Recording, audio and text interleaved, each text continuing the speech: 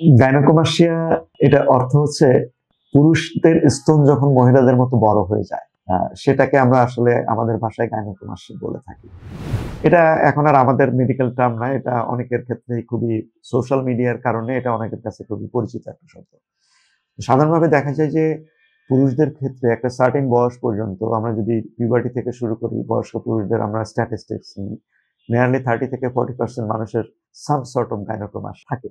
যে সবারই কি চিকিৎসা করবার প্রয়োজন হয়? না, সবার প্রয়োজন হয়। যেমন মনে করেন পিউবার্টি অর্থাৎ অল্প বয়সে যে গাইনোকোমাস্টিয়া হয় সাধারণত হরমোনাল ইমব্যালেন্সের কারণে হয়। এটা দেখা যাচ্ছে বয়স বাড়ার সাথে, সাথে সেটা কমে যায়। আবার দেখা যাচ্ছে সেটা কিছুদিন হলো পারসিস্ট করে। আপনি কখন এই সার্জারিটা করবেন? এটা মনে রাখতে হবে অল্প বয়সে হলেও যদি কোনো গাইনোকোমাস্টিয়া আ পারসিস্ট করে মোর দ্যান 2 ইয়ার্স তাহলে ডেফিনিটলি অনেকে ১ বছর পরেই করে ফেলতে চায়। সর্বোচ্চ আপনি এটার বয়স যদি আপনার ১৮ র নিচে হয় তাহলে কি করতে পারবেন না? অবশ্যই করতে পারবেন। আপনার যদি ১৫ বছর বয়সে বা ১২ বছর বয়সে বা ১৩ বছর বয়সে গাইনোকোমাস্টিয়া হলো যেটা আপনার এই পারসিস্ট করছে, আপনার জন্য সেটা আ বিশেষ করে এই বয়সের বাচ্চারা অনেক ক্ষেত্রেই খুবই লেবাইল হয়। তো তাদের ক্ষেত্রে কিন্তু সার্জারি প্রয়োজন হতে পারে।